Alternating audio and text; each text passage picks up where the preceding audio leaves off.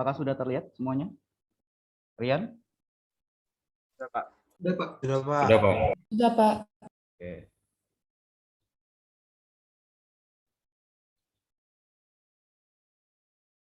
Oke. Assalamualaikum warahmatullahi wabarakatuh. Jadi pada kesempatan kali ini kita akan melanjutkan lagi ya materi kita yang minggu lalunya mungkin teman-teman sudah mengetahui kira-kira kisi-kisi apa saja yang akan kita pelajari di reservoir migas dan batuan reservoir. Dan untuk minggu ini kita masih sama, tetap mempelajari batuan reservoir juga. Tapi di sini kita lebih membahas tentang aspek-aspek batuan reservoir itu apa saja. Nah, nanti di minggu depannya mungkin teman-teman akan ketemu dengan sifat-sifat dari batuan reservoir itu apa saja yang harus dimiliki. Nah, di sini dari gambaran ini selalu saya tekankan kalau misalnya di reservoir migas pasti ada tampilan berupa sistem petroleum. Di mana sistem petroleum itu dimulai nanti dari adanya suatu kitchen, di mana kita sering kenal juga dengan batuan induk, di mana batuan induk ini terdiri dari batuan yang halus, yang kemudian dia memiliki kandungan organik karbon. Nah, organik karbon ini karena dia mengalami pengaruh P dan T, tentu saja nanti dia akan mengalami perubahan yang awalnya nanti material organik, di sini biasanya nanti di material organik, kemudian nanti dia akan berubah menjadi senyawa hidrokarbon. Nah, senyawa hidrokarbon inilah apabila dia sudah mengalami kematangan, maka dia akan terekspulsi. Terekspulsinya kemana? Dia akan terekspulsi ke daerah yang memiliki porositas dan juga permeabilitas. Dalam hal ini adalah reservoir. Nah, reservoir inilah yang akan kita pelajari selama 1 semester ke depan. Nah, yang untuk minggu ini kita akan membahas mengenai aspek batuan reservoir. Nah, batuan reservoir teman-teman sudah pasti tahu ya. Kemarin sudah dijelaskan ada 2 sifat. Nah, 2 sifat yang biasanya dimiliki oleh batuan reservoir. Nah, batuan reservoir ini biasanya dia akan memiliki sifatnya itu adalah ada porositas dan juga ada permeabilitas. Nah, porositas jadi batuan tersebut harus memiliki rongga atau pori, di mana pori ini nanti tempat menyimpannya si fluida hidrokarbon tersebut. Nah, dalam hal ini dapat dikatakan sebagai volumenya, volume di dalam suatu batuan. Begitu juga dengan salah satu sifat lagi, dia harus memiliki permeabilitas. Nah, permeabilitas ini untuk apa? Nah, kalau misalnya cuma memiliki pori saja atau rongga saja, dia tidak akan kemana-mana. Oleh karena itu, dia harus saling berhubungan. Cara dia supaya berhubungan, maka pori-pori itu harus saling menyambung dengan antar satu dengan yang lain. Maka nanti dia akan mengalami proses pergerakan. Makanya nanti dikatakan batuan reservoir itu adalah batuan yang mempunyai porositas atau mempunyai rongga, di mana ruang-ruang tersebut saling berhubungan. Nah, nanti dari 2 inilah nanti akan berpotensi sebagai akumulasi hidrokarbon yang biasa kita sebut sebagai saturasi. Nah, namun ada juga yang mengatakan definisi batuan reservoir itu sendiri itu adalah cukup batuan yang mempunyai ruang dan rongga dan permeabilitas saja, sehingga petroleum dan kemampuannya untuk mengalirkan fluida, dan ini sudah benar. Dan biasanya untuk mengatakan batuan reservoir ini kalau sudah memiliki porositas dan juga memiliki permeabilitas itu sudah dapat dikatakan sebagai batuan reservoir. Sampai di sini bisa dipahami? Ya, definisinya jadi berbeda ya. Kalau misalnya ada sistem petroleum kan ada 5. Apa saja kira-kira, Torik? Sistem petroleum? Saya, Pak. Ya. Baik, kalau sistem petroleum sendiri terdiri dari source rock, cap rock, reservoir, migrasi, dan juga trap. Oke, betul ya. Nah, kira-kira kalau menurut Tasya Miftahul Janah, perbedaan dari reservoir dengan source rock tadi apa?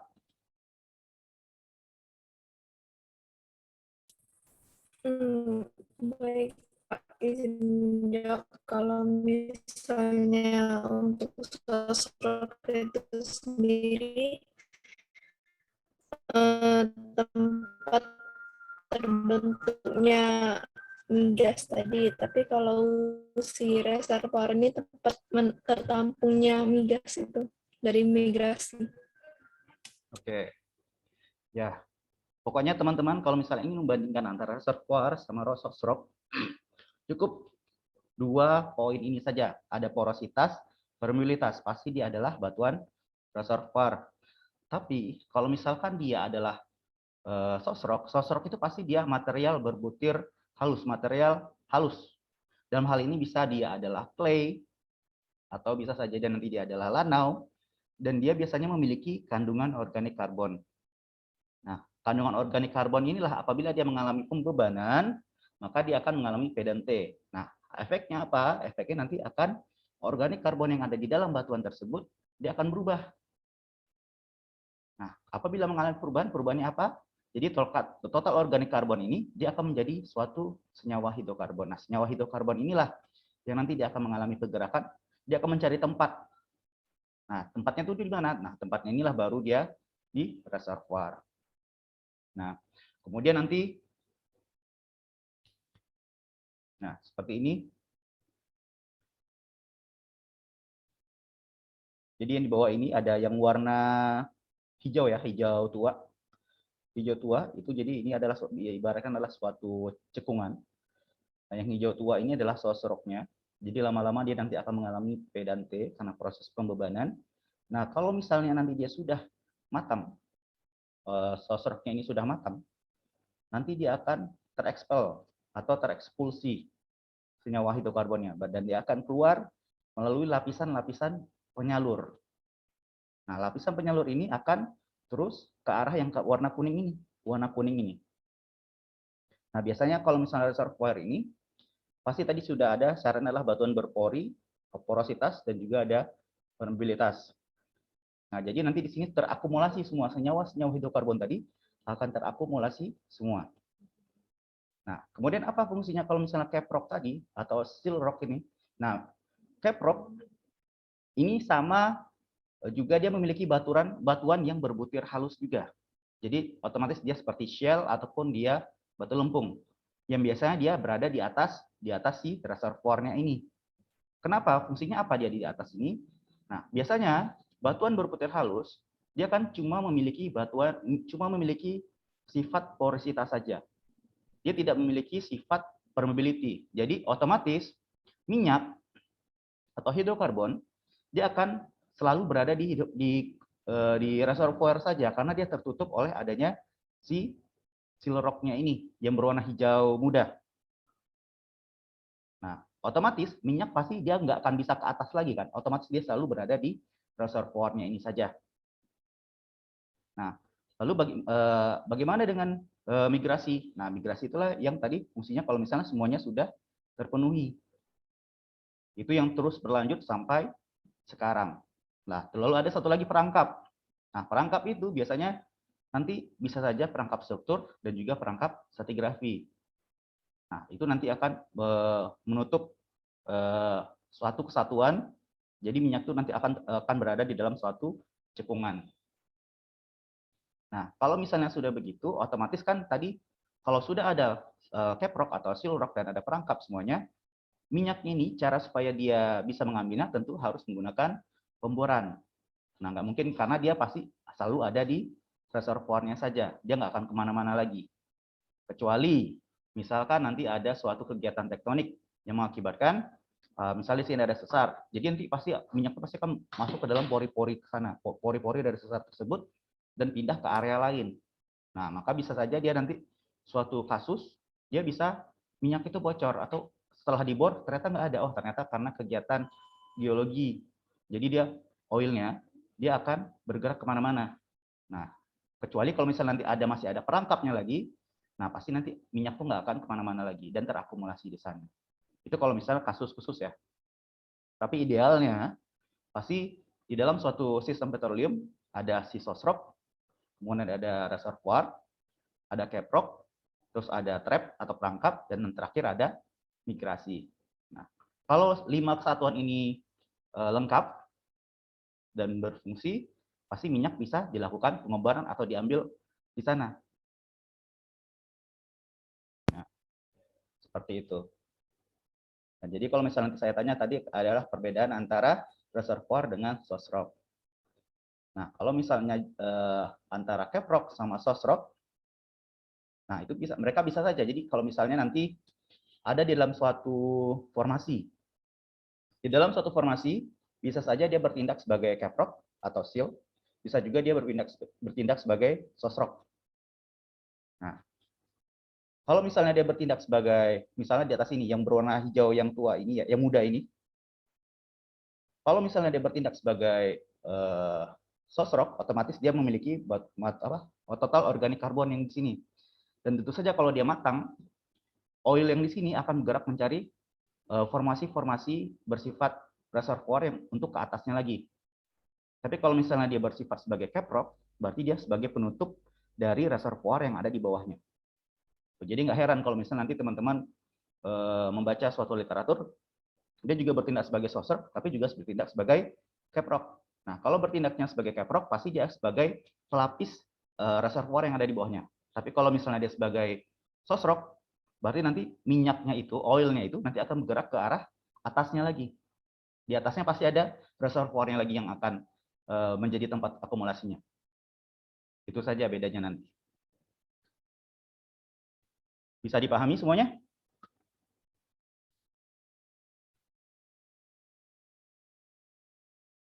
Oke.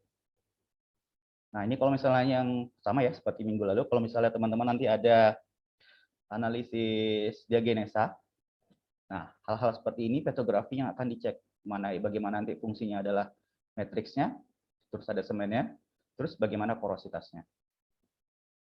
Nah, kemudian di sini juga dikatakan kalau misalnya reservoir migas itu terkonfigurasi, terbentuk baik secara struktur maupun stratigrafi. Nah, di sini maksudnya dia tuh nanti akan menjadi satu kesatuan.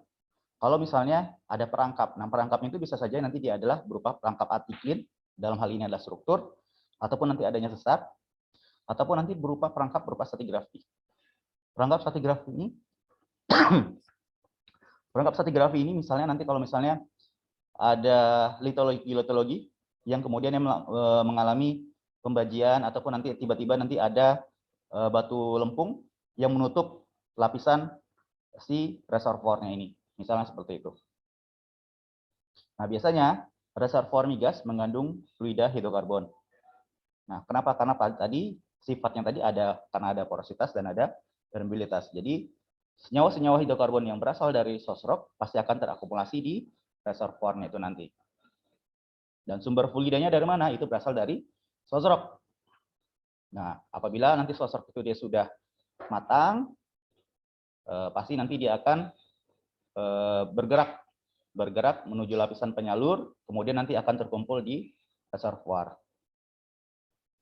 Dan untuk fluida ini dalam reservoir itu dapat terdiri atas gas, minyak, dan juga air. Nah, kalau misalnya di sini, urutan-urutan kalau misalnya gini ya.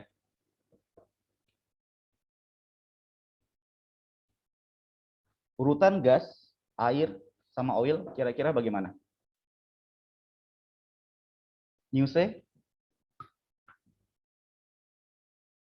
Nah, ini A, B, C. Nah, kira-kira air akan menempati di posisi yang mana? Oil akan menempati posisi yang mana? Gas akan menempati posisi yang mana? Kalau misalnya di dalam suatu antiklin seperti ini.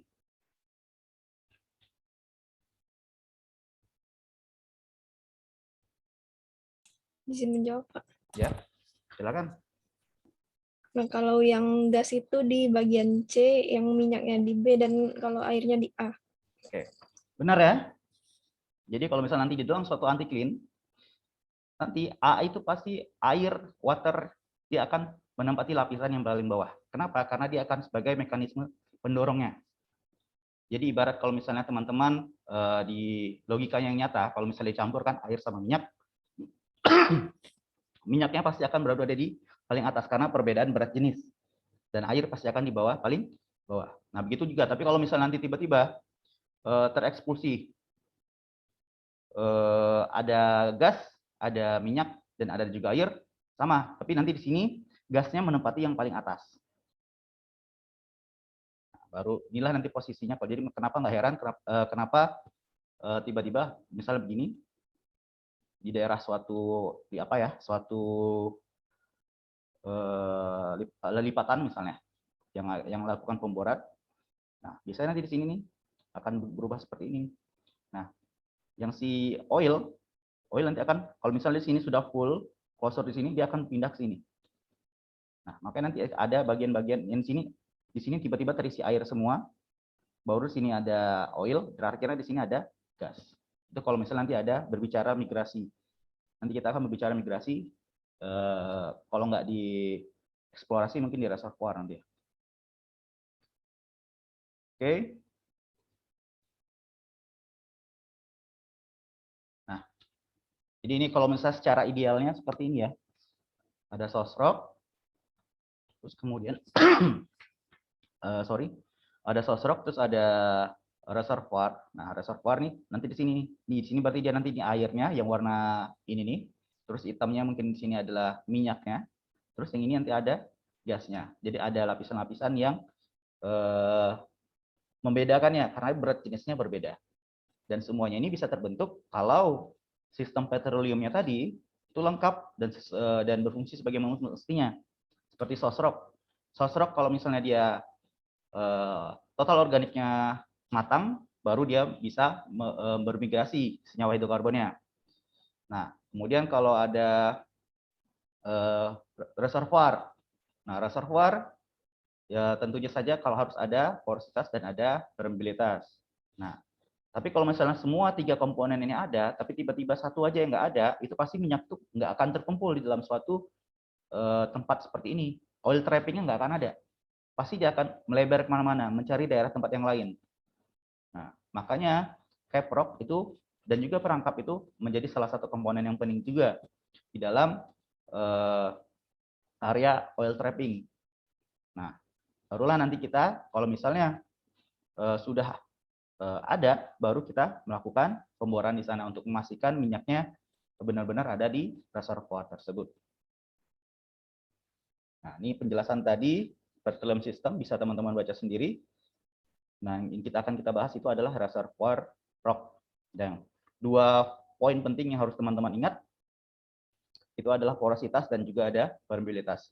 Namun nanti mungkin di minggu depan, teman-teman akan melihat lagi ada sifat-sifat reservoir lainnya. Nah, sifat-sifat reservoir lainnya ini maksudnya adalah seperti contohnya ada kapilaritas dan juga ada saturasi. Nah, dan juga nanti ada sifat radioaktivitas. Nah, itu nanti akan kita bahas di minggu depan. Tapi untuk yang teman-teman harus jelas, selalu reservoir rock itu selalu memiliki porositas dan permeabilitas. Biasanya ini di mana? Biasanya pasti di dalam batuan apa?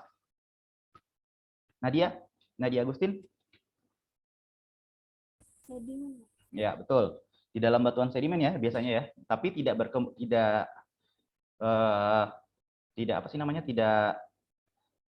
tidak selalu di batuan sedimen saja. Bisa saja nanti dia di suatu kondisi ada di batuan selain batuan sedimen, dia bisa bertindak sebagai reservoir. Nah, ini kalau misalnya teman-teman membaca buku dari Pak Kusumadinata, nah di sana dijelaskan kalau misalnya perbedaan antara porositas dan permeabilitas. Nah, biasanya itu kalau menurut Payne tahun 1942, porositas itu akan menentukan jumlah fluida yang terdapat di dalam batuan. Nah, biasanya ini jadi porositas itu akan berbicara tentang volumenya. Jadi volume hidrokarbon yang terdapat di dalam suatu batuan. Kemudian permeabilitas itu akan menentukan jumlah fluida yang bisa diproduksikan. Nah, jadi di dalam satu batuan reservoir ini nanti porositas dan permeabilitas itu akan bermacam-macam, akan berbeda-beda. Tidak semua reservoir, kalau misalnya dalam suatu cekungan reservoirnya sama, nah itu nggak tentu porositas dan permeabilitasnya sama, pasti dia akan berbeda-beda. Nah, makanya dan itu pula kalau misalnya dilakukan pengambilan minyak diproduksi, oil yang biasanya kalau misalnya kita analisis, oh ini ada 100.000 barrel, yang diambil tuh nggak mungkin bisa diambil semuanya, pasti cuma beberapa. Nah, itu kenapa? Nanti kita bahas di materi selanjutnya. Nah, ini kalau misalnya digambarkan porositas itu yang ini kan kalau batuan ini kan ada yang bolong-bolong ini ya. Jadi kalau misalnya teman-teman cek pasti ada pori-porinya, pori-pori yang bolong-bolongnya ini.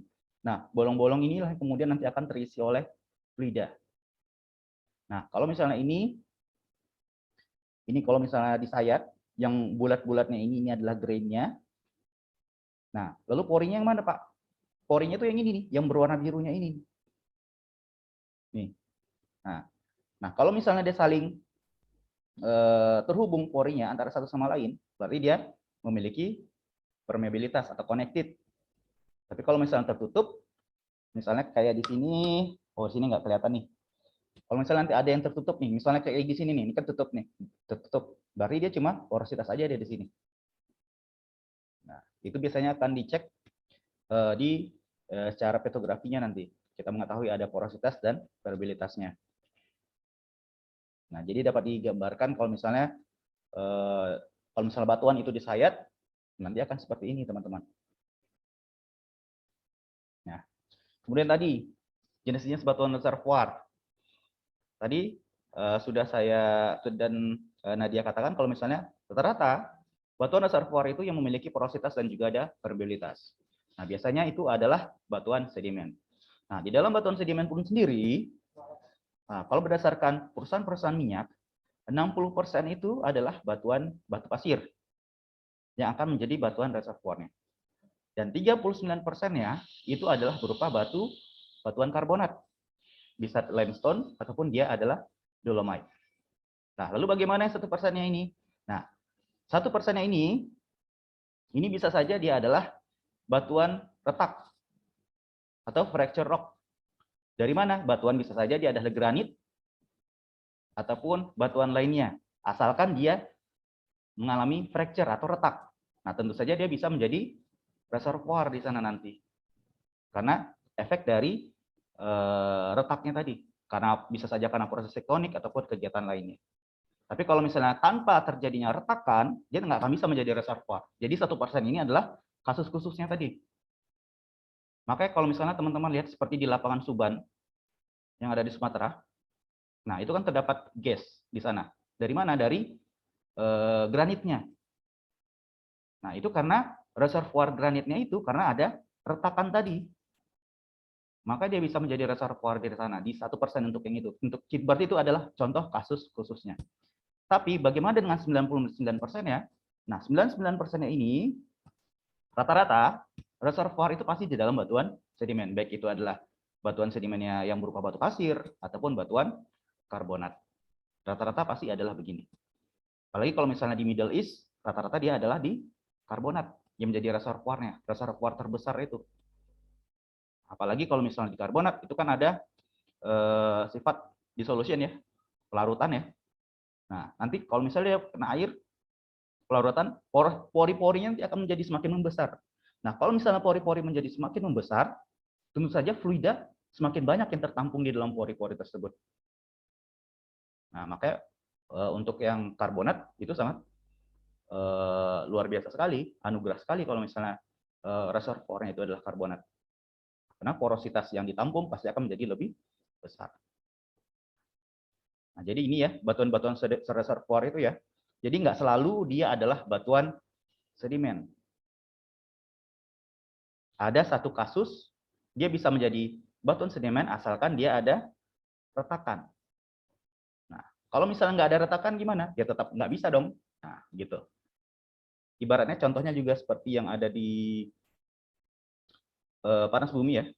Nah, itu kan ngambilnya juga dari retakan kan. Nah, ataupun nanti ada kalau teman-teman pernah mendengar shale gas. Nah, itu kan di dalam batu lempung, Pak. Batu lempung dia kan nggak punya permeabilitas. Kok bisa jadi ada shale gas di sana, Pak? Nah, ada gas di dalam batu lempung. Nah, itu karena ada retakan-retakan tadi. Nah, retakan-retakan inilah kan membuat dia menjadi jalur untuk dia bisa terlewati. Permeabilitasnya gara-gara ada retakannya itu. Makanya dia bisa menjadi batuan reservoir. Nah, jadi yang harus diingat, reservoir itu harus ada porositas dan juga ada permeabilitas. Kalau salah satunya itu nggak ada, dia nggak bisa dikatakan sebagai reservoir. Sampai di sini bisa dipahami?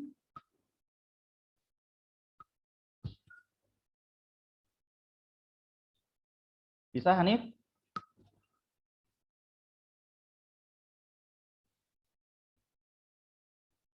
Oke, kita akan masuk reservoir pertama di batuan batu pasir ya.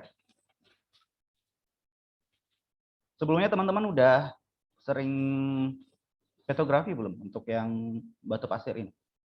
Di petrologi kemarin udah sempat belajar?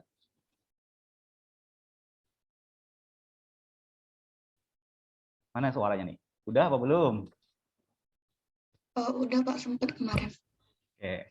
Nah, jadi di dalam batu pasir ini teman-teman ada 4 komponen biasanya akan teman-teman lihat kalau misalnya di ini kalau misalnya ilustrasi ya, tapi kalau misalnya yang realnya mungkin akan bentuknya akan seperti ini nih. Nah, ini.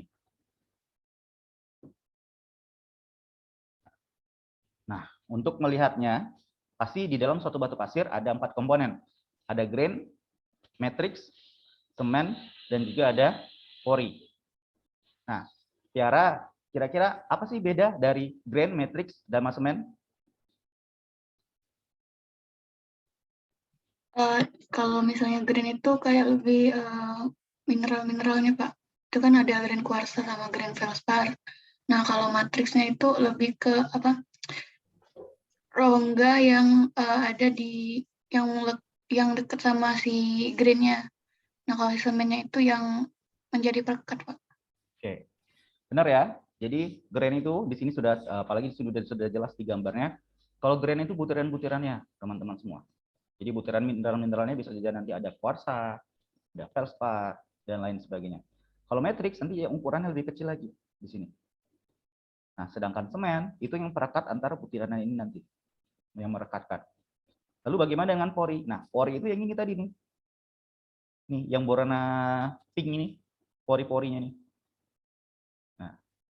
Nah, kalau yang hitam ini bisa saja dia entah karena dia ada bubble ataupun nanti black kayak opak mineral. Nah, apalagi kalau misalnya bubble nanti mungkin ada kasus mungkin di minggu depan ya saya tunjukkan bubble itu seperti apa. Bubble itu kalau misalnya kan dilakukan penyayatan. Nah, penyayatan ternyata dia di situ kayak ada lemnya. Lemnya berbentuk gelembung di situ. Nah, jadi seolah-olah dia adalah bentuk-bentuk bulat gitu. Ada sesuatu yang bening seperti mineral, padahal itu bukan mineral, itu adalah mungkin karena efek faktor dari penyayatannya yang salah. Jadi dia seolah-olah terlihat seperti mineral, padahal dia bukan mineral, dia cuma gelembung dari lemnya itu tadi. Jadi seolah-olah dia mineral. Nah, jadi di dalam batu pasir elemen-elemen inilah nanti yang akan teman-teman cek. Entah dia nanti adalah butirannya atau grainnya, terus ada dari matriksnya, terus ada nanti dari semen dan porinya. Lalu bagaimana hubungan porositas dengan komposisi ini semua? Dian Kusuma Darmawan.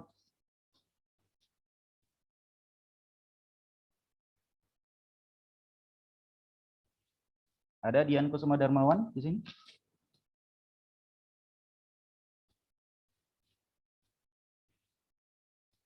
Silakan, Rian. Ada Dian? Satu. Dian?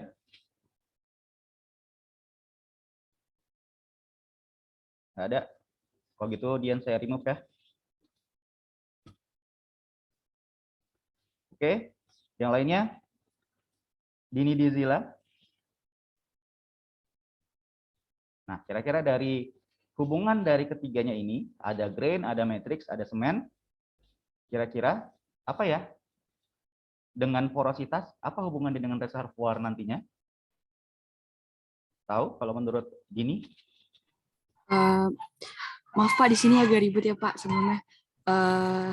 Kalau menurut saya untuk hubungannya dengan reservoir itu kalau misalnya semakin berjarak itu antara grainnya itu mungkin untuk reservoirnya itu lebih tinggi Pak. maksudnya untuk menyimpannya. Kalau hubungan dengan matriks sama semennya bagaimana?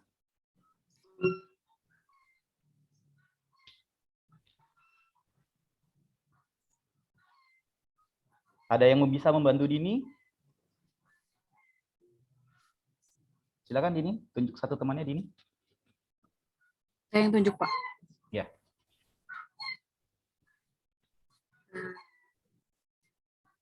Tasya mungkin, Pak. Tasya. Kira-kira gimana Tasya? Hubungan dari ada grain, matrix, sama semen dengan porositas.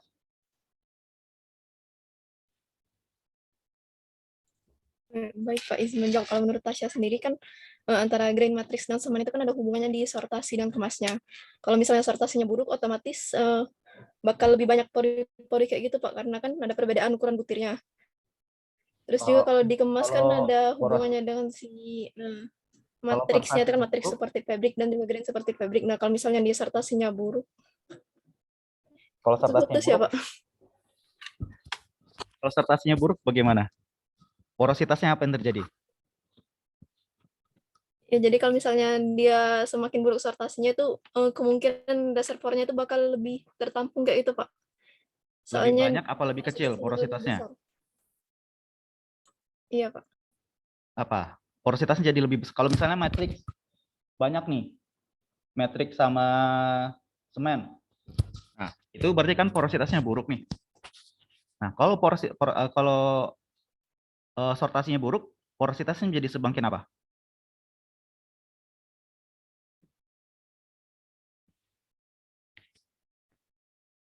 Semakin besar porositas apa semakin kecil kalau sortasinya buruk? Semakin besar. Oke, besar. Yang lain? Arif?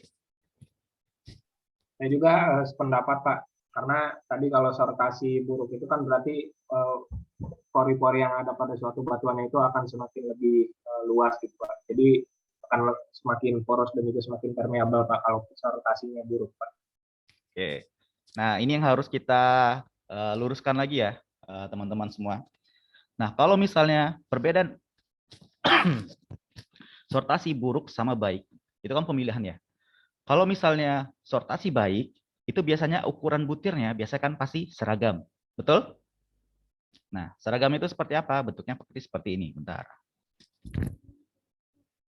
Nah, kayak gini. Ini seragam kan ya? Kalau yang di atasnya ini ya. Yang kiri bisa dilihat semuanya. Nah, kalau misalnya seragam, otomatis di sini penyusunnya biasanya matriks sama ini kan sedikit. Otomatis pori-porinya pasti berukuran sama. Kalau misalnya ukurannya sama sini pasti porositasnya pasti rata-rata hampir besar porositasnya karena jeda-jeda pori-porinya di sini pasti ada kosong kosong kosong kosong kosong. Tapi kalau misalkan sortasinya buruk, kalau sortasi buruk pasti karena ukurannya itu dia berbeda-beda kan. Ada ukuran yang besar dan juga ada ukuran yang kecil. Kalau yang kecil pasti dia tadi yang saya katakan pasti dia adalah si matriksnya ini. Nah, kalau misalnya ada sortasi buruk, berarti banyak didominasi oleh adanya matriks sama semen yang mengisi rongga-rongganya ini. Otomatis rongga-rongganya ini nanti akan menjadi lebih kecil lagi karena terisi oleh si matriks sama si semen. Nah, otomatis kalau dia semakin banyak matriks sama semennya, porositas akan semakin menjadi lebih kecil. Tapi kalau misalnya matriks sama semen dia sedikit, otomatis sortasinya itu bagus, porositas pasti akan menjadi lebih bagus. Nah, itu hubungannya di sana. Ya, bisa dipahami semuanya. Jadi kebalik ya tadi Arif sama Tasya. Jadi sortasi yang baik itu karena ukuran butirnya yang seragam. Otomatis matriks sama semennya di situ nggak terlalu banyak. Kalau misal matriks sama semen nggak terlalu banyak, porositas dia akan menjadi lebih besar. Karena banyak rongga-rongganya di sini. Ruang-ruangnya di sini pasti akan ada untuk menjadi tempat fluida tersimpan. Nah, beda kalau misalnya ada banyak matriks sama semen, itu biasanya karena ukuran butir yang tidak seragam. Nah, biasanya pasti matriks itu akan mengisi ruang-ruang ini lagi nih. Makanya sortasinya menjadi buruk. Nah, otomatis kalau misalnya sortasi buruk, porositasnya menjadi lebih kecil. Nah, itu ya bedanya ya. Kenapa bisa hubungan antara grain, matrix, sama semen itu menjadi ada relasinya dengan porositas. Dan pasti kalau relasi dengan porositas, pasti ada relasi dengan reservoir. Nah, ini kita akan bicara lagi tentang basic porositas di dalam suatu batu pasir. Nah, biasanya ini kita tahu kan kalau misalnya batuan itu terbentuk ada porositas yang ada sekunder, ada yang primer. Biasanya primer itu biasanya porositas yang terbentuk seiring dengan pengendapan batuan. Tapi kalau sekunder itu adalah batuan dulu terbentuk, baru dia nanti ada porositas sekundernya belakangan. Nah, di sini adalah ada intergranular, dissolution, fracture, dan microporosity. Dari 4 ini, kira-kira mana yang adalah porositas primer? Inter, Pak. Siapa tadi? Siapa tadi? Rian. Intergranular, ya betul. Jadi intergranular itu adalah satu dari porositas primer ya. Jadi dia seiring dengan pembentukan batuan, porositasnya juga akan terbentuk. Nah, intergranular ini maksudnya adalah porositas atau pori-pori di antara butir-butirnya ini, grainnya ini. Dissolution juga sama. Sebenarnya dia adalah primer juga bisa. Ya, jadi karena proses pengendapan, nanti kan proses adanya pelarutan, biasanya ini di dalam batuan karbonat ya, dissolution ini. Jadi nanti ada pelarutan, otomatis nanti dia akan ada, ini dia, ada rongga-rongganya. Makanya dia nanti akan berpori di sini. Nah, lalu bagaimana dengan fracture? Nah, fracture ini termasuk sebagai porositas sekunder. Karena batuan dulu terbentuk, baru nanti dia akan ada fracture-nya, retakan di sini. Nah, retakan inilah yang kemudian terisi oleh fluida. Nah, sama seperti yang tadi saya katakan, ada yang 1% tadi, masih ingat? Yang 1% tadi, dia kan misalnya adalah shell ataupun granit. Nah, awalnya kan dia nggak ada apa-apa, nggak ada fracture. Tapi karena ada fracture, nah, makanya dia bisa menjadi permeabilitas di sini. Ada porositas juga. Makanya dia bisa menjadi reservoir kalau misalnya ada ya si fracture ini. Nah, itu kalau misalnya teman-teman lihat di dalam suatu petrografi. Nah, di sini juga ada nih. Kalau misalnya teman-teman lihat yang ini di bagian kotak ini, microporosity. Kalau digedein lagi nih, ini ada seperti ada serabut-serabut. Nah, serabut-serabut inilah yang disebut sebagai semen, teman-teman. Yang mengikatnya. Nah, di antara serabut-serabut ini, nah itu juga adalah porositasnya, porinya. Nah, jadi kalau misalnya dilihat lagi, pori itu yang benar-benar bagian yang kosong ini ya. Nah, makanya kalau sedangkan serabut-serabut ini itu adalah si semennya. Kalau semakin banyak matrix sama semennya, otomatis porositas akan semakin kecil. Nah, itu intinya yang harus teman-teman ingat. Tapi kalau misalnya grain ukurannya seragam, nah pasti nanti dia porositasnya akan semakin besar. Nah, kalau yang ini kan ternyata sortasinya buruk nih. Karena ada matriksnya banyak kan. Nah, karena matriksnya banyak, dia mengisi pori-porinya di sini tadi. Nah, situ. Sampai di sini bisa dipahami? Oke. Jadi udah tahu ya gambarannya kalau misalnya nanti mana yang semen, mana yang matriks. Nah, sama ada porositas primer, ada intergranular, dissolution, terus ada sekunder, nih ada fracture. Nah, begitu lagi ada di reservoir batu gamping. Nah, batu gamping ini yang menempati 39% tadi.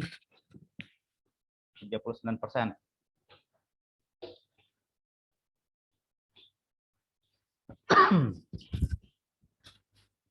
Sudah ada yang pernah melihat ini flugel ini, tabel klasifikasi flugel ini sebelumnya? Belum, Pak. Belum, Pak. Nah, ini misalnya nanti teman-teman ingin berbicara mikrofasies. Nah, ini yang akan teman-teman gunakan biasanya nanti ada SMF. Nah, seperti ini. Nah, lalu bagaimana kaitannya di sini dengan reservoir batu gamping? Nah, biasanya, nah ini lagi. Reservoir batu gamping itu dilihat dari bagaimana dia tempat terbentuknya. Di sini dapat terlihat adalah di sini bentukannya seperti ini ya. Ini. Nah, biasanya nanti semakin ke arah 1 itu semakin ke arah lautan yang laut dalam. 9 ke atas itu biasa ke arah yang ini ke arah darat biasanya. Nah, daerah yang 89 itu adalah back reef. Kalau misalnya teman-teman ada yang baca, ini back reef ya. Back reef, terus 4 sampai 6 itu adalah core reef. Core reef. Nah, 2 dan 3 itu adalah areal dari core reef. Jadi area-area karang semua di sini. Jadi kalau pasti karbonat pasti ada area-area lautan. Nah, jadi sini ada pembagian. Kalau misalnya satu ini adalah daerah basinnya, deep basin. Deep basin. Oke. Jadi adalah pembagiannya ya. Jadi 1 ke bawah 1 sampai 0 itu adalah deep basin, 2 ke 3 itu adalah core reef, 4 sampai 6 itu adalah core reef, kemudian 7 sampai 9 itu adalah back reef. Nah, ini yang akan kita bahas sekarang. 7 sampai 9 tadi itu ada platform ada interior yang normal marine, terus ada interior restricted sama evaporate atau swim. Nah, ini pasti teman-teman lihat nih di sini kan.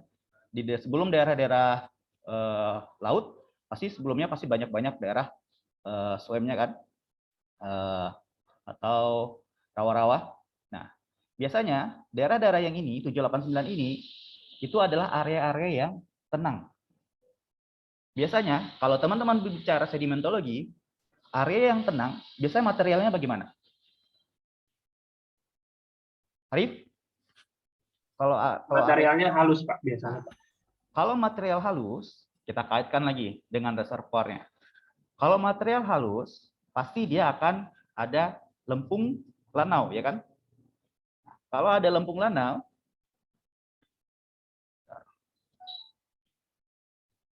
nah, kalau material halus, pasti dia akan mengisi pori-porinya ini kan, yang kecil-kecil ini kan. Otomatis kalau semakin banyak material halus, matriks sama semen ini akan semakin banyak. Kalau matriks semen semakin banyak, efeknya apa? Porositasnya menjadi apa? Besar apa kecil? Kecil, Pak. Kecil, Pak. Kecil. Berarti di area 789 ini, karena dia adalah area yang tenang, di back reef otomatis nanti dia porositasnya rata-rata adalah kecil. Karena dia mengandung material-material halus. Ya. Lalu bagaimana dengan core reef? Core reef ini daerah slope, reef margin, sama sand shoals. Nah, ini biasanya teman-teman lihat seperti banyak koral-koral yang di laut, ada koral-koral. Nah, seperti nanti ada bone stone. Nah, biasanya ini adalah material-material dengan reservoir yang bagus. Nah, di Gamping itu pasti di situ itu yang bagus karena porinya itu biasanya besar di sana. Nah, lalu bagaimana dengan yang core reef? Nah, core reef ini daerah deep south sama top slope. Nah, biasanya dia adalah bagian dari longsoran dari core reef ini.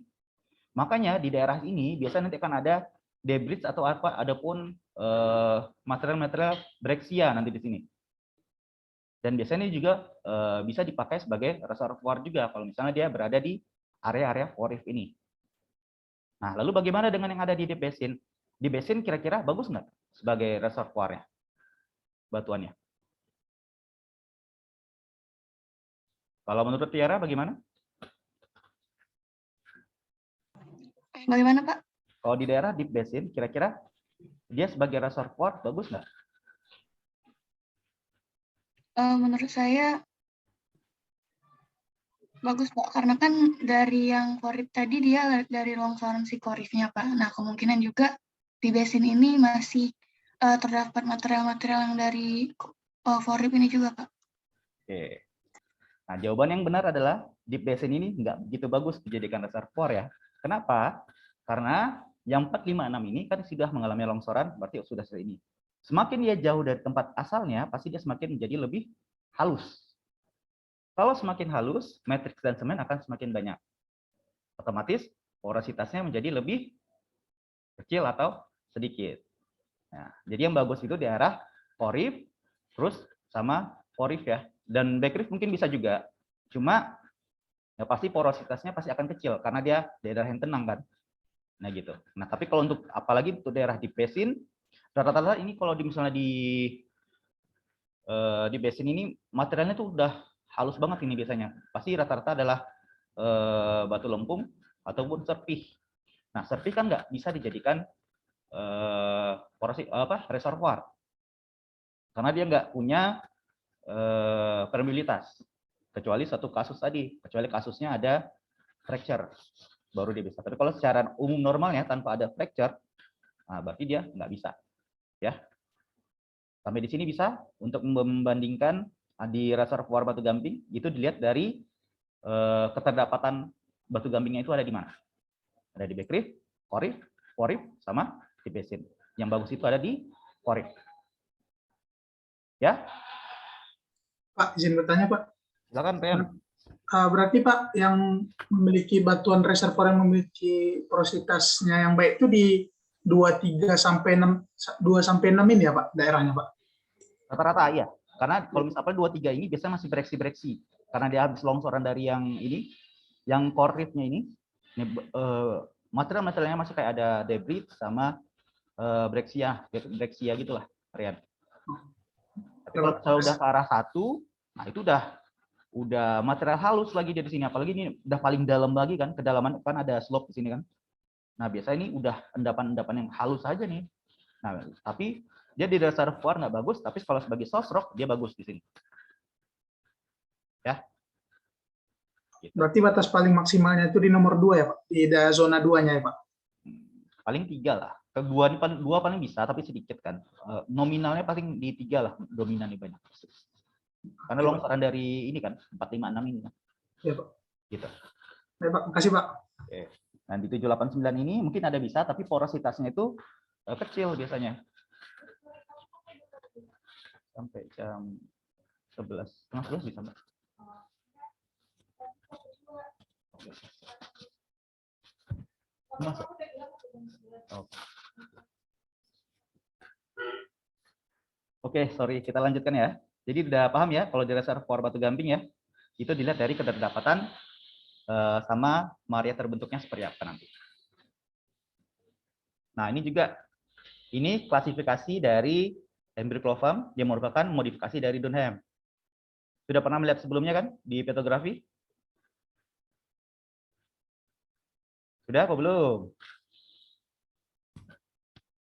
Nah, nanti ini teman-teman semua pasti akan bisa nanti kalau misalnya mapping. Nah, ini kan yang akan saya terus dicek. Lalu bagaimana dengan kaitannya dengan reservoir? Nah, ini akan kita lihat kalau misalnya di gamping, kalau misalnya dia mat supported, otomatis kalau dia mat supported, dia nggak bagus dijadikan reservoir. Kenapa? Karena dia pasti akan mengisi ruang-ruang porinya. Sedangkan yang bagus adalah yang grain supported, bisa jadi ada yang packstone dan juga ada grainstone. Dan juga ada bone stone. Itu yang bagus sebagai reservoirnya. Nah, lalu bagaimana dengan kristalin? Apakah kristalin ini bagus sebagai reservoir? Kan ada batu gamping kristalin kan, teman-teman dengar kan? Apakah dia bagus sebagai reservoir?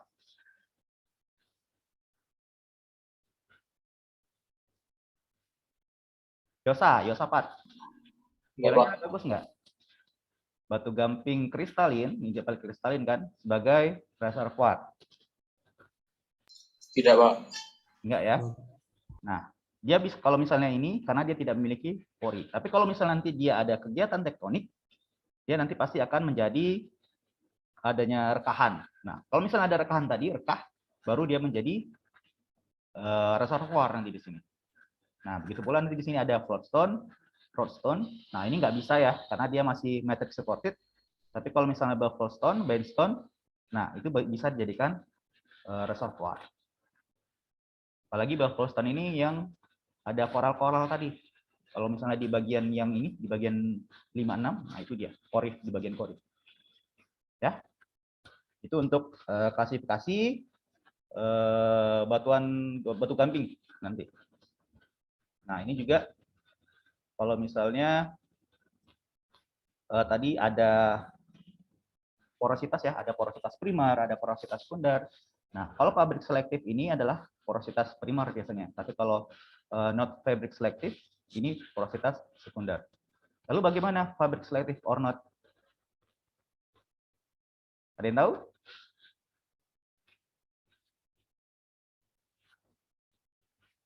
Ini di Petro biasanya. Di fabric selektif or not, jadi dia bisa saja dia masuk ke kemungkinannya adalah porositas sekunder ataupun dia primer. Kenapa? Nah, contohnya seperti ini, Brexit tadi. Brexit ini berdasarkan ini ya, klasifikasi chop and tray. Jadi kalau Brexit tadi, kalau misalnya ini yang tadi, ada yang, nah yang ini. Kalau karena hasil longsoran pasti di sini kan ada debris sama Brexit yang dihasilkan. Nah, jadi waktunya ini pasti dia tertentu saja. Nah, begitu juga dengan boring, bioturbasi atau jejak-jejak organisme.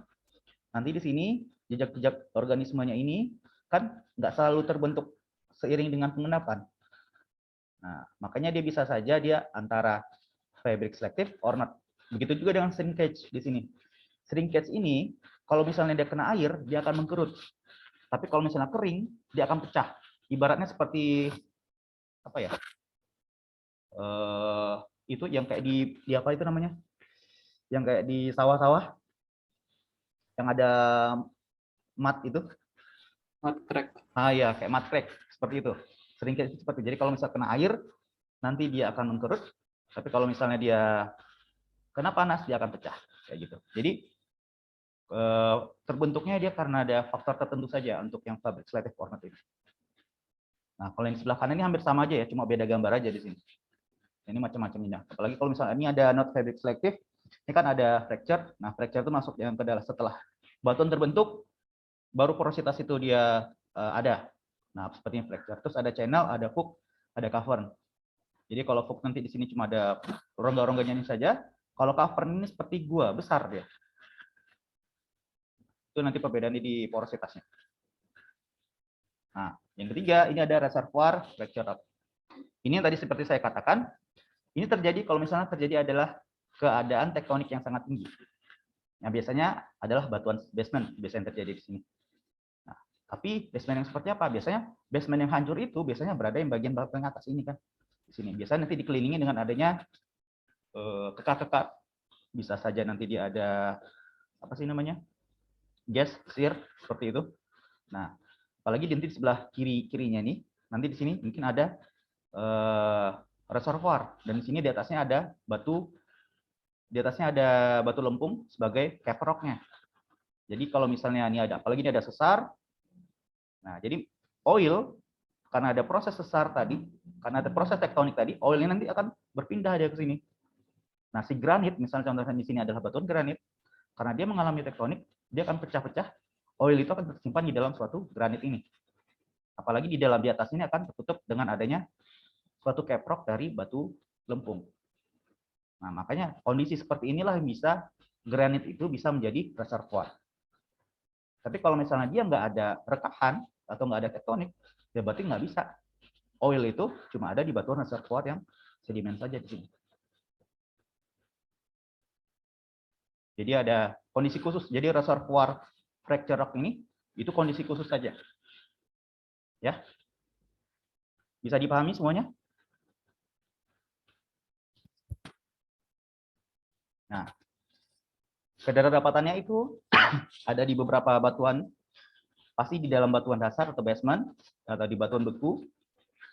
Contohnya granit tadi, seperti di lapangan Suban. Kemudian ada batu gamping. Nah, batu gamping yang seperti apa? Batu gamping seperti yang menjadi basement. Terus ada chalk and malt, sama diatomite, rijang, sama surface silica. Nah, kalau diatomite ini batuan sedimen, di mana ada fosil diatomite, di mana cangkangnya itu adalah berupa silika. Nah, jadi ini adalah batuan-batuan khusus yang bisa menjadi reservoir kalau misalnya ada fracture. Nah, fracture itu bisa terbentuk karena apa? Nah, ini poin-poinnya. Jadi ada buckle folding karena kan ada kompresi. Nah, jadi dapat dianggapkan seperti ini. Ada boleh pinjam kertas sebentar nggak? Yang nggak dipakai. Nggak dipakai, yang dipakai aja. Nah, jadi seperti ini ya, teman-teman. Kalau misalnya bisa kelihatan ini ada kertas. Ya, kelihatan ya. Jadi kalau misalnya nanti ini ada gaya dari kiri sama kiri kanan. Ibarat belajar struktur, teman-teman semua. Pasti di sini kan pasti akan melengkung. Nah, nanti bagian atas-atasnya, yang atas-atas ini akan retak dia biasanya.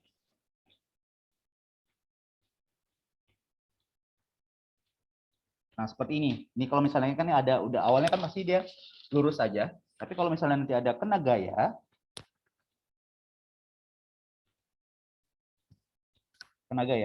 nah yang retak-retak itu di bagian atas-atasnya ini. Nah, itu satu faktor yang pertama. Faktor yang kedua, ini buckle folding akibat gaya dari tegak lurus. Nah, biasanya ini bisa teman-teman pelajari juga nanti di pembentukan cekungan. Nah, pembentukan cekungan itu bisa karena ada gaya thermal dari bawah. Bisa saja entah dia nanti ada kasus intrusi, karena di sini panas, dia melengkung, retak-retaknya nanti pasti di bagian atasnya ini juga.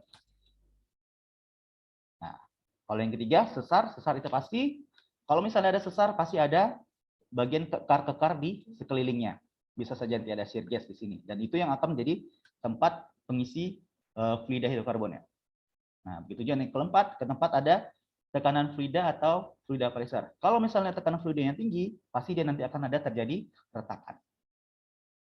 Begitu juga dengan ada pressure solution. Ini maksudnya adalah pelarutan yang tinggi. Kalau misalnya pelarutan yang tinggi, pasti nanti dia akan efek nanti ada tekanan berupa retak-retakan nanti karena ada tekanannya tersebut. Nah, kemudian ada hilangnya atau berkurang kandungan fluida.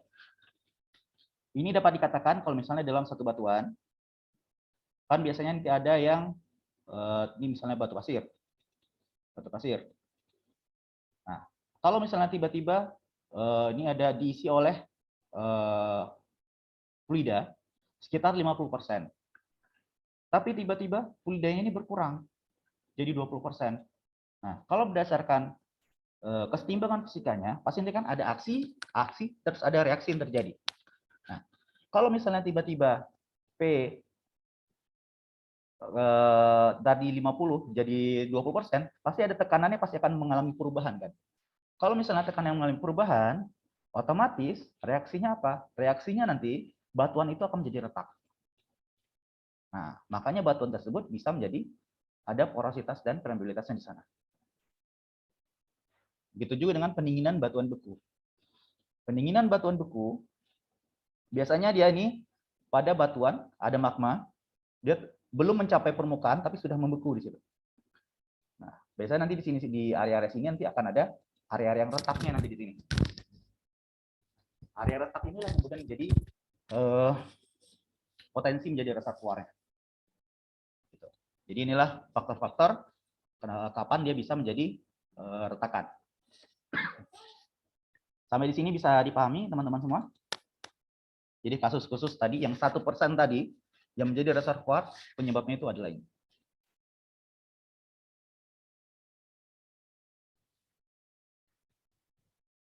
Bisa dipahami? Bisa, Pak. Bisa, Pak. Sampai di sini ada yang mau ditanyakan? Bisa, Pak. Paham ya berarti ya? Jadi batuan reservoir itu ada 3. Pasti 99% adalah batuan sedimen, entah itu adalah batu pasir sama batuan karbonat.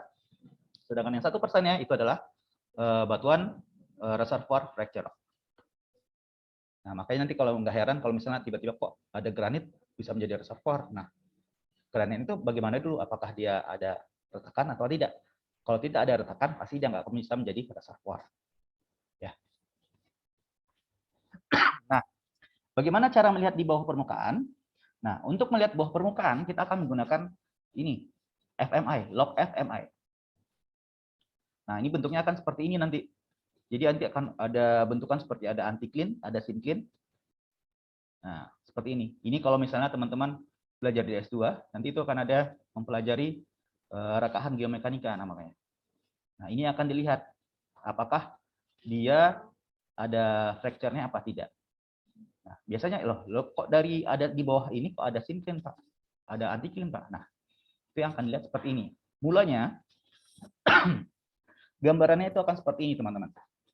Jadi yang biru-biru ini itu adalah retakan-retakannya, rekahan-rekahannya. Nah, ibaratnya ini adalah suatu core ya. Yang dilihat ini sebenarnya adalah suatu core. Core, tapi seperti silinder, tapi core-nya ini kemudian dibentangkan. Bisa dibayangin nggak? Jadi kan ini kan ada silinder. Nah, tapi kalau untuk mengeceknya, kenapa bisa ada syncline, ada anticline ini? Itu kalau misalnya yang silinder ini dipanjangkan. Nah, kalau misalnya yang ini kan kalau misalnya ini kan ada sininya, si kekarnya, retakannya. Nah, ini kalau misalnya dibelah, dipanjangkan, bentuknya akan seperti ini. Jadi retakan itu nanti akan seperti ini deh. Nah, jadi ada seperti ada anticline, ada syncline-nya, seperti itu. Tapi ini bukan anticline ya, bukan syncline, bentukannya saja. Gitu. Nah, jadi ibaratnya seperti yang ini. Ini ya. Enggak kelihatan. Nah, seperti ini. Ada silinder. Tapi kalau misalnya nanti akan dipotong, ini miring. Nanti dia akan, kalau misalnya apa, nanti akan terlihat rekahannya. Rekahannya itu kan bentuk seperti ada pola seperti tadi. Polanya ada seperti ada satu bentukan yang melengkung ke atas atau melengkung ke bawah. Tapi kalau misalnya disatukan nanti akan bentuk seperti satu miring garis gitu saja. Nah, itu yang akan dilihat kalau dicek nanti itu namanya adalah log FMI. Nah, itu untuk melihat bagaimana adakah dia retakan di bawah permukaannya. Ya. Nah, seperti itu. Ini mekanismenya.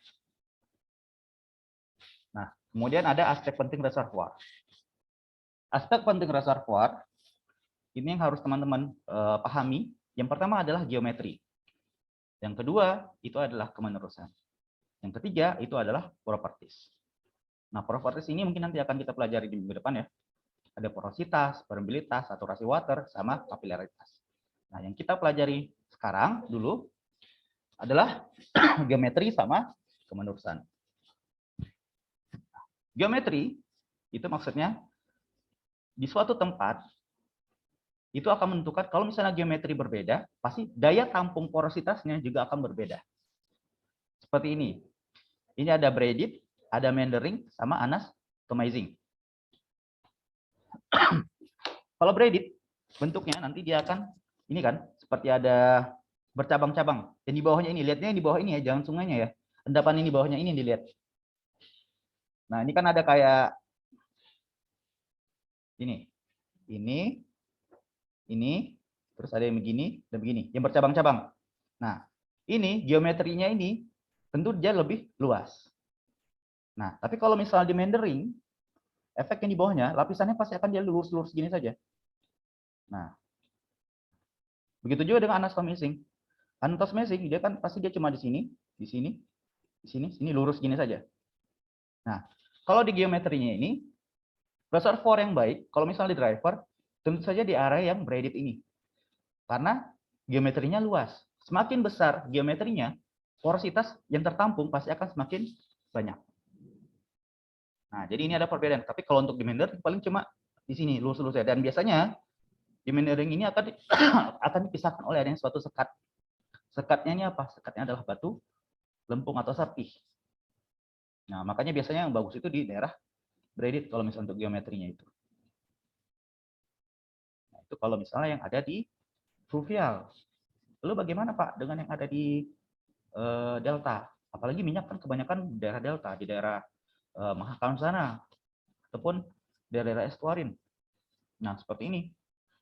Kita tahu kalau misalnya delta itu kan ada 3 macam ya. Ada river dominated delta, ada wave dominated delta, sama ada satu lagi apa? Masih ada ingat nggak kira-kira pelajaran sedimen? Gilang Al-Fawazri. Maaf Pak, lupa Pak. Nah, jadi nanti ini kalian coba dibuka-buka lagi ya pelajaran sedimentologinya sama stratigrafinya.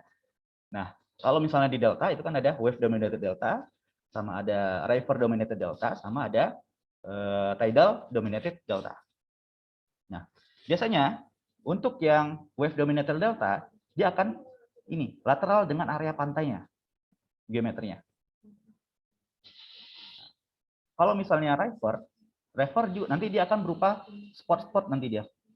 Kalau misalnya river terus seperti apa? Nanti dia akan spot-spot. Nah, lalu bagaimana dengan tide? Nah, tidal dominated delta itu karena dia ada pengaruh, ada endapan-endapan pasang surut, pasti kan ada endapan-endapan lempungnya. Nah, itu pasti kan ada spot-spotnya juga yang terbentuk. Nah, seperti itu. Nah, geometrinya akan mempengaruhi reservoirnya. Nah, biasanya kalau misalnya di wave, sign-nya itu nanti akan, kalau wave dominated delta, dia akan sejajar ini, sejajar dengan garis pantainya. Tapi kalau misalnya river, seperti river ini, kalau river, dia nanti akan lurus dengan pantainya. Jadi lurus ke bawah dia, lurus. Nah, tapi kalau tidal karena dia pasang surut, nah pasti nanti dia akan spot-spot dia. Gitu. Nah, itu akan pengaruhi geometri dari reservoirnya. Ya. Jadi kenapa di dalam reservoir geometri juga dipelajari. Nah, makanya kemarin saya bilang analisis lingkungan pengendapan itu juga dipelajari dalam reservoir. Fasies itu juga dipelajari dengan reservoir. Nah, ini juga tadi yang saya katakan, yang mana-mana meandering, mana apa, ini yang akan dipelajari di kalau misalnya sequence stratigrafinya. Nah, lalu bagaimana yang kedua? Kedua aspeknya itu adalah kemenerusan lapisan atau lateral continuity-nya. Nah, lateral continuity-nya biasanya minyak itu dia enggak misalnya satu reservoir-nya. Reservoir itu enggak langsung lurus semuanya ini gitu. Tidak seperti itu ya, teman-teman. Apalagi kalau misalnya ada lapisan yang satunya ini reservoir, ini misalnya batu pasir semuanya. Batu pasir, tapi porositas di sini itu bisa berbeda antara satu sama yang lainnya. Di sini bisa saja dia porositasnya adalah 30%. Di sini 20%. Di sini 27%. Walaupun dia adalah reservoir yang sama, satu lapisan yang sama. Nah, biasanya itu terlihat dari geometri sama kemenerusannya tadi. Nah, biasanya kemenerusan di dalam suatu reservoir dia akan ada sepotong-sepotong, ada barrier-nya ya, teman-teman. Jadi nanti akan ada bentuk seperti ini, bentuk seperti ini, bentuk seperti ini. Nah, ini adalah misalnya ini adalah batu, ini reservoir. Nah, yang ininya, yang ini adalah ini batu pasirnya, batu pasir. Nah, yang ini adalah batu lempungnya biasanya. Dia menjadi barrier-nya. Nah, makanya dia dalam suatu, kalau misalnya dibor, ini dibor. Nah, makanya ini nanti porositasnya di sini bisa berbeda antara porositas ini, padahal dia reservoir yang sama. Gitu. Nah, itu karena dia kemenerusannya berbeda. Bisa. Jadi ada shell yang mengsegmentasinya. Seperti itu. Nah, makanya nanti kalau misalnya di bagian bawah permukaan, teman-teman akan pelajari tadi analisis fasies, berapa ketebalan fasiesnya, bagaimana kemenerusan fasiesnya. Nah, itu nanti karena kalau semakin dia menipis, berarti otomatis nanti akan berubah geometrinya. Kalau geometri berubah, otomatis porositasnya dia akan juga berubah. Gitu. Ya. Nah, itu lihat dari kemenerusan lapisan.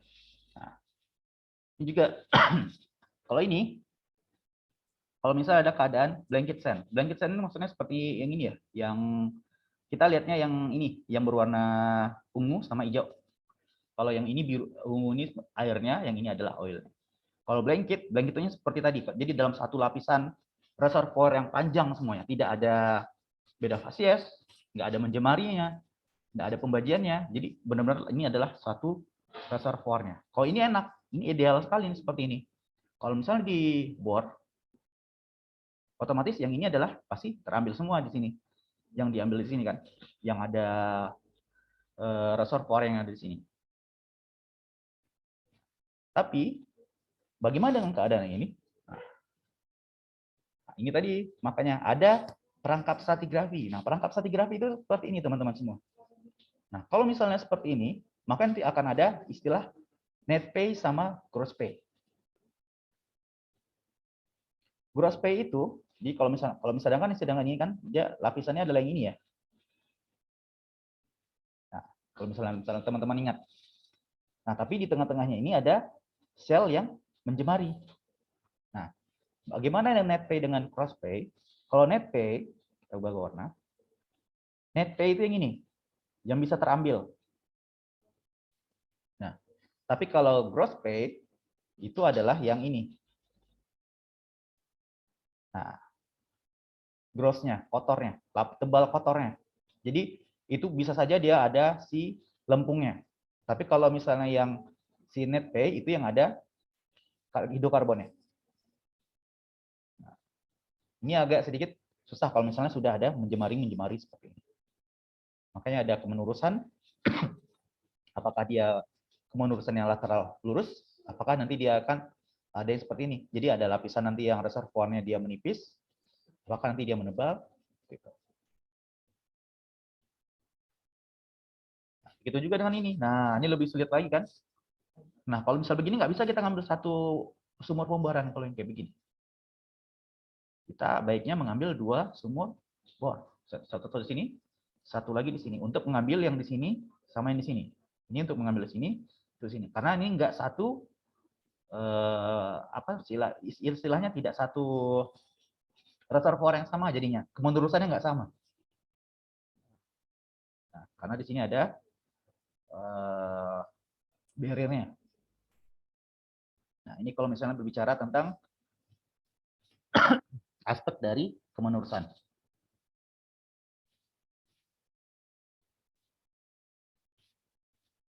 Nah, begitu juga dengan ada areal continuity. Jadi, areal continuity ini berarti areal-areal seperti kemenurusan sebesar apa?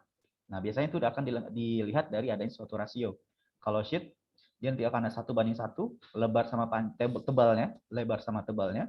Nah, kalau sheet with holes, dia di sini, di tengah-tengahnya ini ada nggak continuity dia di sini. Pasti ada pembatasnya di sini. Pembatasnya apa? Biasanya adalah batu lempung atau shell. Begitu juga dengan yang lainnya. Jadi ada perbandingan ya antara lebar sama tebalnya nanti di dalam suatu reservoirnya. Juga di dalam ketebalan reservoir tadi ada gross, ada net rock, ada net reservoir, dan juga ada net pay. Kalau gross dia tadi satu ketebalan keseluruhan, jadi ada satu batuan, nanti akan ada yang lempung sama ada batuan yang pasir. Tapi kita belum melihat apakah dia bisa mengandung hidrokarbon apakah tidak. Nah, tapi kalau ada di net rock, dia ada yang mengandung hidrokarbonnya saja yang kita lihat. Nah, lalu ini akan dibagi lagi net reservoir. Apakah reservoir ini hidrokarbonnya itu bisa mengalirkan fluida? Apakah tidak? Nah, yang dilihat kalau di net reservoir itu saja yang bisa mengalirkan. Nah, lalu bagaimana dengan net pay? Nah, net pay ini kita pilah lagi nih, yang benar-benar bisa ada permeabilitasnya. Nah, biasanya yang kita cari itu yang ini, net pay ini. Makanya di dalam suatu reservoir tadi, seperti yang di awal saya katakan, makanya dalam 100.000 barrel itu yang nggak bisa semuanya diambil karena ini tadi faktor tadi ini. Karena faktor net pay-nya yang kita cari. Apakah hidrokarbonnya itu di dalam suatu reservoir yang bisa mengalirkan atau tidak? Kalau misalnya dia nggak bisa mengalir, tentu saja kita nggak bisa ngambil minyaknya kan. Sedangkan kita cari reservoir yang bisa ada mengalirkan tadi, gitu. Net pay tadi, jadi hasilnya setelah diproduksi minyak yang sampai di permukaan Loh kok cuma nggak sampai 100.000 barrel ya gitu. Karena di NetPay tadi contoh seperti ini tadi. Nah ini ataupun ini, padahal kan reservoirnya kan banyak nih. Nih di sini apalagi sini kan, kalau misalnya teman-teman hitung dulu seperti yang ada di GBP, oilnya itu sampai segini kan. Nah, oilnya ada yang segini. Nah, tapi nggak bisa diambil, yang diambil itu cuma yang bisa di spot-spot yang di sini saja. Gitu, net pay-nya di sini.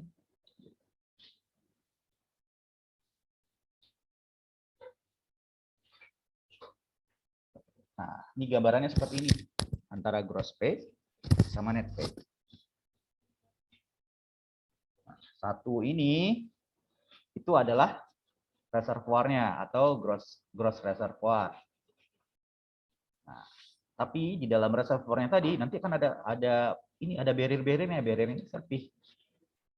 Nah, yang paling bawah itu adalah water. Nah, net pay-nya itu yang ini. Nih. Yang mengandung hidrokarbon yang bisa juga mengalirkan.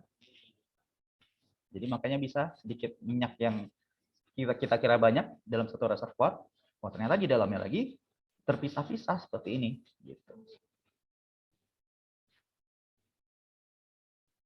Nah, begitulah materi kita pada minggu ini. Ada pertanyaan? Nanti di minggu depan kita akan belajar mengenai sifat-sifat fluidanya ya. Tadi kan baru aspek geometri sama kemenurusan. Nah, minggu depan kita masuk ke bagian apa tadi? Yang aspek propertiesnya ada porositas, permeabilitas, saturasi, sama nanti ada kapilaritas.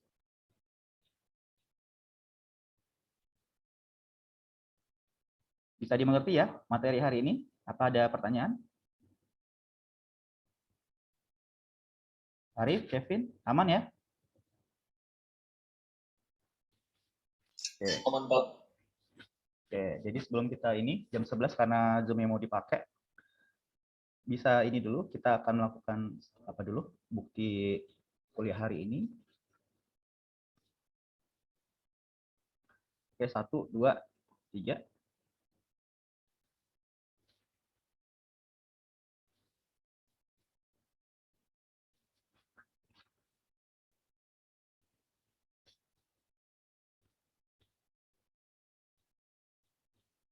Oke, mungkin sekian saja ya untuk perkuliahan kita hari ini. Dan jangan lupa nanti absensinya di absen ya, yang untuk kelas layo. Dan karena kelas Palembang kemarin sudah. Dan kemungkinan nanti untuk yang eksplorasi migas, kemungkinan bisa jadi kan kita biasanya hari Kamis pagi ya. Nah hari Kamis pagi kemungkinan kita harus harus ada yang ganti harinya lagi ya. Nanti saya akan kontak Tiara ya, karena hari Kamis itu ada acara lab kalau nggak salah di Layu. Iya, Pak. Oke. Nanti saya akan kontak Tiara lagi. Terima kasih ya teman-teman atas atensinya. Assalamualaikum. Ya. Maaf Pak, sebelumnya saya lupa absen Pak kemarin Pak. Siapa? Putri ya? Iya Pak, soalnya kemarin lagi Imlek kan Pak, jadi lupa absen Pak. Oke, ada lagi yang lain? Oh iya Pak, izin bertanya Pak, ini untuk rekamannya nanti di-share di e-learning nggak Pak? Nanti akan saya ini ya. Akan saya